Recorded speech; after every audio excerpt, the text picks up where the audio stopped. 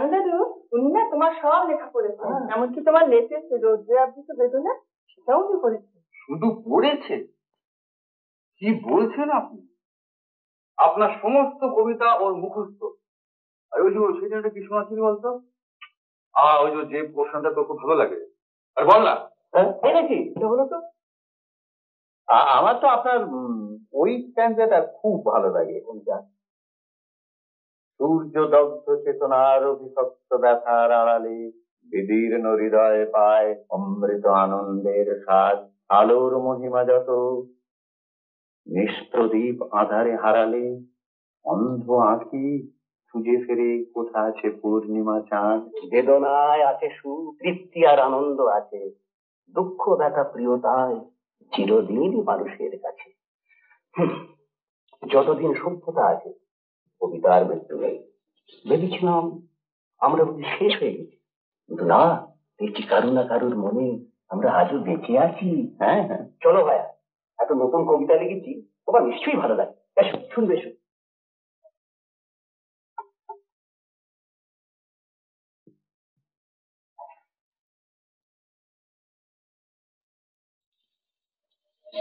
বাবা, এই যে বুমেরাং হয়ে গেল। হ্যাঁ, কি বললেন?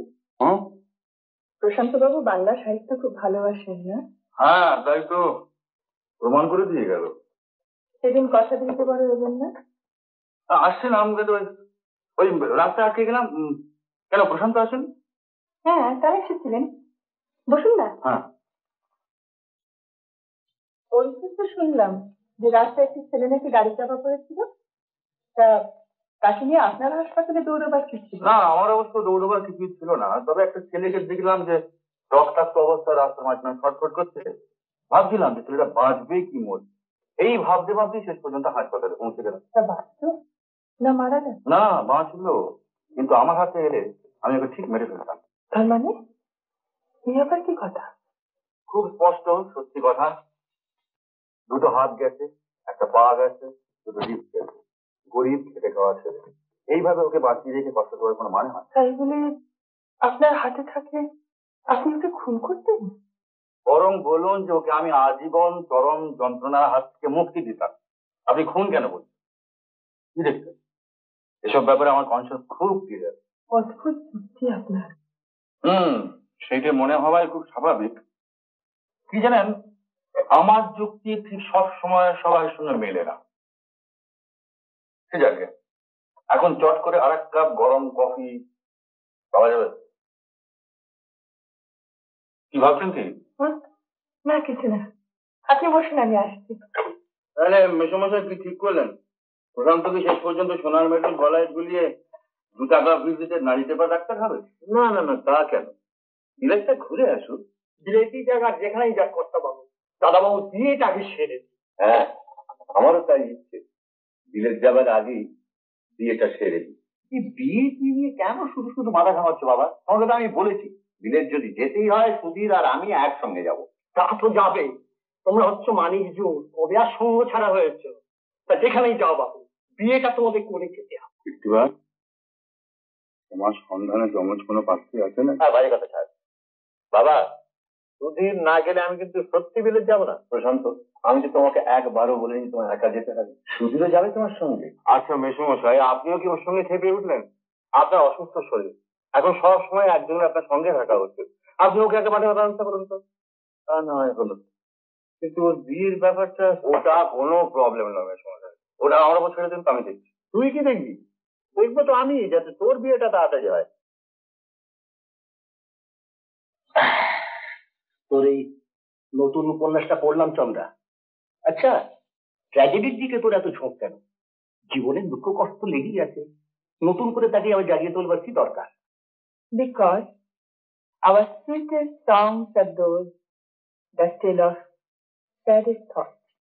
আর তাছাড়া দেখো দাদু, তোমাদের মতো কবির মুখে ওসব কথা মানায় না। কেন? তোমরা তো মানুষের থেকে জল এনে যেমন একটা নিষ্ঠুর আনন্দ পাও। হ্যাঁ, ওই চোখের জলই সৃষ্টি হয়েছে পৃথিবীর শ্রেষ্ঠ কাব্য। আর তোমাদের আধুনিক সাহিত্য খালি কথার ফুলঝুরি আর ভাষার কারচুপি। ও সাহিত্য টিকবে না বাপ।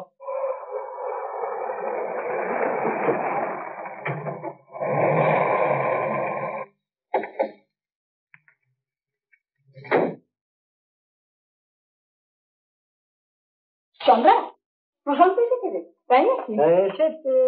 দাদু তুমি একটু বসো, আমি এক্ষুনি আসছি।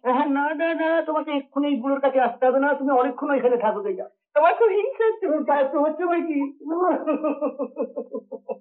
বাবা, তুমি প্রশান্ত বাবার কাছে কবে যাচ্ছ? যাবো যে একটা সমস্যা পড়ে গেছি। কিসের সমস্যা? মানে সম্বন্ধটা কার সঙ্গে, সুধীরের সঙ্গে না প্রশান্তর সঙ্গে? কেন প্রশান্তর সঙ্গে? কি একলা যে সুধীর বাবু এলেন না? দেখুন, আমার বন্ধুর নাম সুধীর হলেও ওর মতি গতি মোটেই ধীর নয়। ডাকলুম এলো না, তাই আমি একাই চলে এলাম। কারণ আপনার সঙ্গে আমার কয়েকটা বিশেষ কথা আছে। বিশেষ কথা? আমার সাথে? হ্যাঁ, আমার বন্ধুর যা স্বভাব, তাতে মনে হয় না ও নিজের মুখে কিছু বলতে পারবে। আপনি কি বলছেন আমি কিছু বুঝতেই পারছি না। বুঝতে আপনি ঠিকই পাচ্ছেন, আর আপনার মনে যদি আমি বুঝে থাকি তো যে করেই হোক ওকে রাজি করাতে হবে, আর আমি নিজে যদি না পারি তো বাবাকে দিয়ে রাজি করাবো। এখন আপনার মনের কথাটা জানতে পারলে একটু সুবিধা হয়। সুবিধাটা কি হবে শুনি? উনি নিজে মুখ থেকে কিছু না বললেও তাকে ধরে বেঁধে রাজি করাবেন নাকি?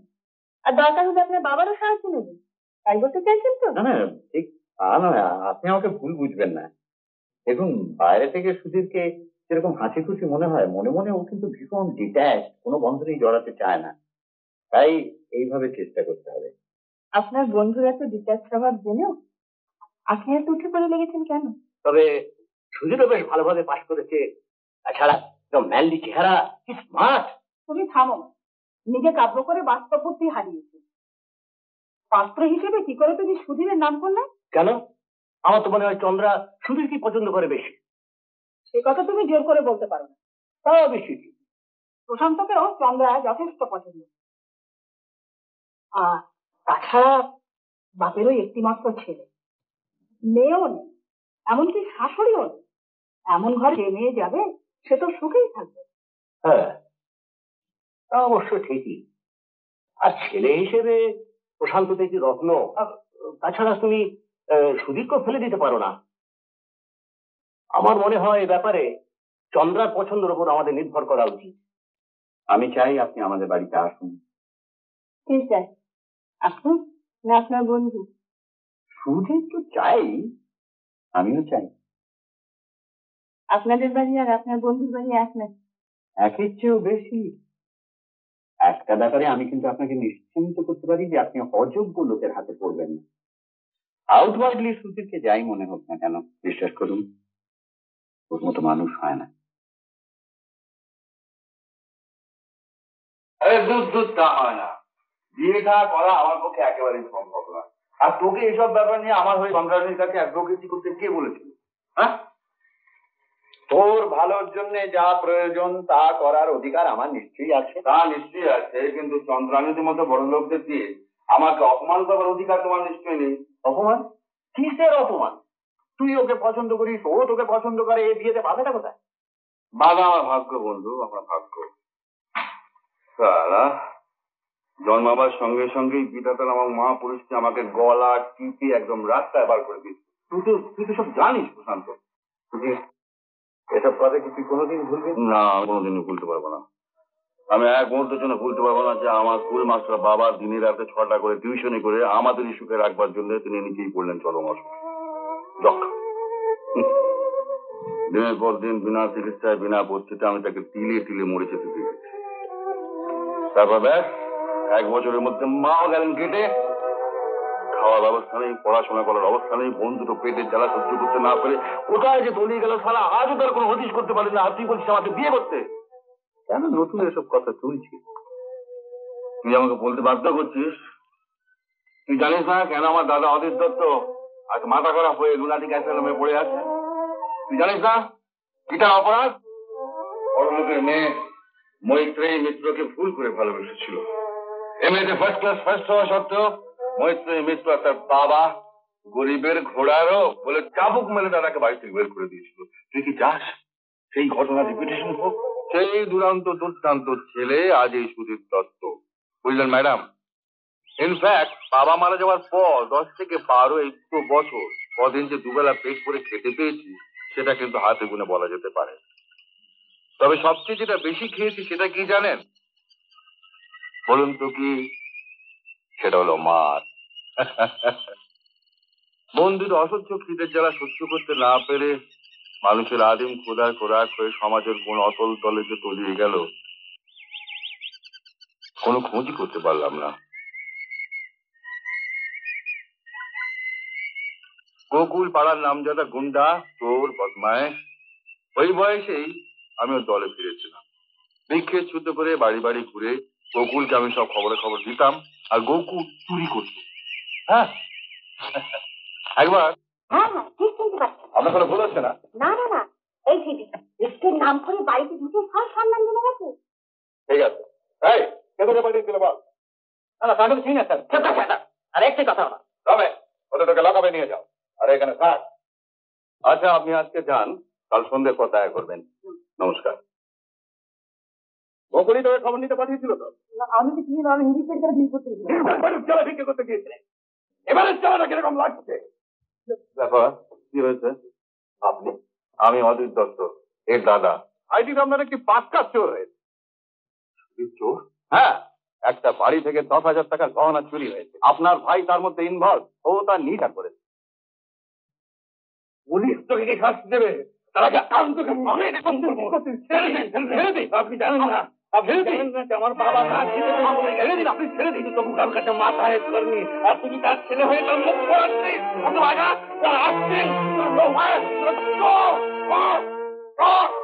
বিচারে গোকুলদের 5 বছর করে জেল হয়ে গেল। আমার বয়স মাত্র 12 বছর। প্রথম অপরাধ, তাই আমার 2 বছরের জন্য জেল পাঠিয়ে দিলে বহরমপুর পোস্টাল রিফর্মেটরি জেলে। কি সর্বনাশ, সুধীরের জেল হয়েছে, সে আমাদের এই রিফর্মেটরি জেলে এসেছে।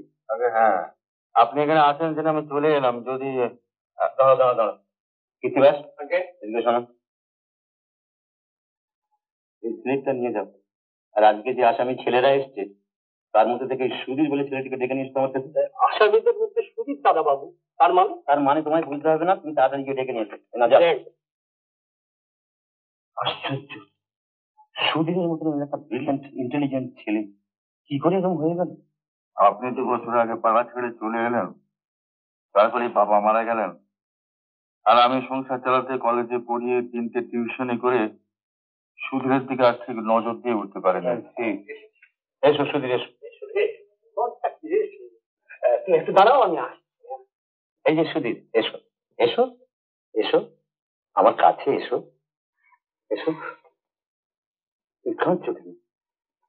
চোখের জলে সবকিছু ধুয়ে যায় না সুধীর। তোমাকে ভালোই প্রমাণ করতে হবে যে অন্যায় তুমি করেছো সেটা সাময়িক, বুঝলি? এই দেখো দাদাবাবু কে এসে গেল। সুধীর, তুই এখানে? জানিটা ভালো আছেন? হ্যাঁ ভালো। চল ভেতরে, চল ঠিক করে দাঁড়িয়ে। হ্যাঁ ভেতরে মামার কাছে চলো চলো চলো। আপনার কাছে আমার একটা আবেদন আছে। সুধীর ভুল করেন, তাই বলতে সাহস পাচ্ছি। আপনি দয়া করে একটু দেখবেন যাতে ও সত্যি রিফর্মড হয়। সুধীর আর প্রশান্ত আগে যেমন দুজনে একসঙ্গে থাকতো তেমনি থাকবে, আর ওর সমস্ত দায়িত্ব আজ থেকে আমার। আপনি আমাকে বাঁচালেন, ওকে নিয়ে আমার খুব দুশ্চিন্তা হয়েছিল। জুভেনাইল ক্রিমিনোলজি নিয়ে এতদিন থিওরিটিক্যাল সাইডটা স্টাডি করেছি, সুধীরকে মানুষ করে তার প্র্যাকটিক্যাল সাইডটা আমি যাচাই করতে চাই। ও আমার একটা চ্যালেঞ্জ, জাস্ট চ্যালেঞ্জ। তাহলে সুধীর, ওর ভিতরে 2 বছর জেল হয়েছে, তা তুই কি করে সুপারিনটেন্ডেন্ট সাহেবের ঘরে থাকিস? আমি আর ওর ছেলে প্রশান্ত কলকাতা একসঙ্গেই পড়া করছি, 24 ঘন্টা ওদের বাড়িতে থাকছি। তুমি আমায় দারুণ ভালোবাসি। বেশ তাহলে ভালোবাসা, জেলের আর পুলিশের লোকের আবার ভালোবাসা বলে হঠাৎ। এখন কাল কিছু টাকা নিয়ে আসবি বুঝলি, আর তোর বড় সাহেবের সিগারেটের প্যাকেট থেকে কিছু সিগারেট, তাহলে একটু বাহার বেড়াতে যাবো। জেলের বাইরে কি করে যাবি? তুই দেখতে পাবে না। আমিও চল চল চল চল চল।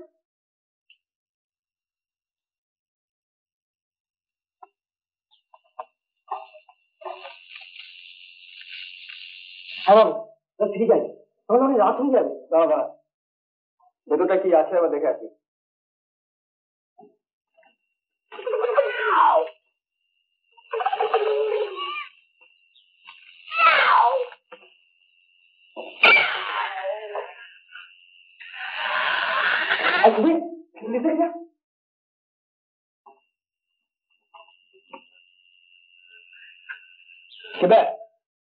আমার সঙ্গে ভাগবে না এখানেই খতম করে দিয়ে যাবো? তুমি করে যান, আমি তো শুনে যাবো।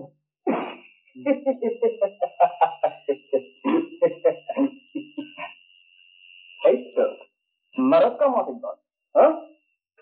সারা পরে তো কুত্তা কামাতি বেঁচে থাকা বলবে কেন? বল।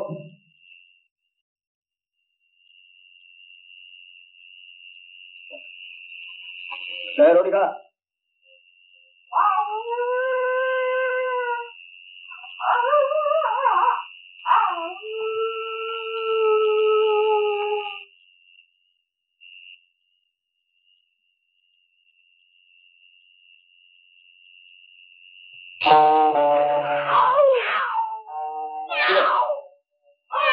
রোটি ফেলে দিলি?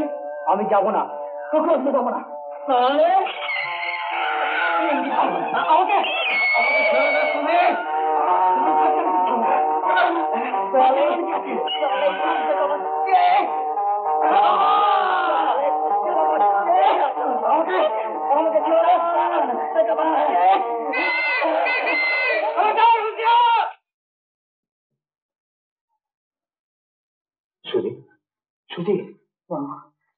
বাবু কোথায়? বাবু বাড়িতে ভাই না? না, সেটা ঠিক জায়গাতেই আছে। আমি বাবুকে তাড়া দিয়ে নিয়েছি মশাই। এবার হচ্ছে না, আমাকে মাফ করে দিন। এবার আমার তাহলে মাফ করে দিন। মাফ খেয়ে তুই যখন নিজের ভুল নিজেই বুঝতে পেরেছিস তখন তোর আর ভয় কি? দেখিস তুই মানুষের মতো মানুষ হবি, তুই অনেক বড় হবি। এবার ভালো করে লেখাপড়া করবি তুই? করবো। এবার তুমি মন দিয়ে লেখাপড়া করবো। আপনি যা বলবেন আমি তাই করবো।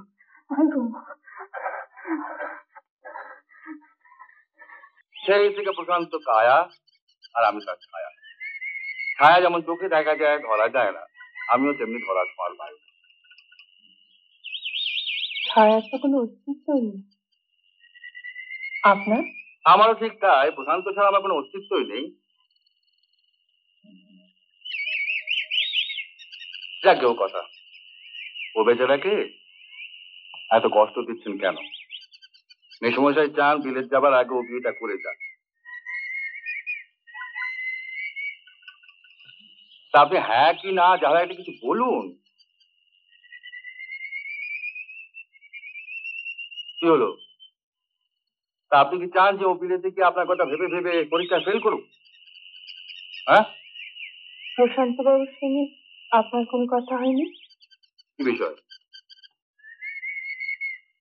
এই বিয়ের ব্যাপারে আপনার বন্ধুর ধারণা কিন্তু অন্য। না না না না, ওসব অন্য টন্য কিচ্ছু নয়। ওর ধ্যান ধারণা সবই আপনি। তবে জানেন তো যে আমার বন্ধুটির চক্ষু লজ্জা একটু বেশি। আও যদি সেরকম লজ্জা পায় তাহলে আমি না হয় আপনাদের প্রেমের ব্যাপারে দু একদিন ওর হয়ে একটু প্রক্সিও দিয়ে দেবো। আর আপনি যদি রাজি না হন তাহলে আপনার মুখে কাপড় বেঁধে আপনাকে গায়েবও করে ফেলতে পারি। কিন্তু বিয়েটা ম্যাডাম শেষ পর্যন্ত আপনাকে ওকেই করতে হবে। তুমি খাটে শোবে, আমি মাটিতে শোবো? মাথা খারাপ নাকি? মহারানী নেবেন ভূমিসজ্জা আর বান্দা সবে খাটে। খবরটি বিলেতে গেলে পরে ওইখান থেকে একটু বসাতে শিখিয়ে দিয়ে যাবে। না শুয়ে পড়ো। বিদ্যা বুদ্ধি শিক্ষা দীক্ষা কিচ্ছু না, বয়সের কাছে কিচ্ছু না, সব অর্থ। অর্থ থাকলেই সব, অর্থ না থাকলে নয়। আমি বোকা হতে পারি, but I am not that fool যে মৈত্রীর মতো মেয়ের কাছে আমি গিয়ে ভালোবাসার কথা জানাবো। I was never that full.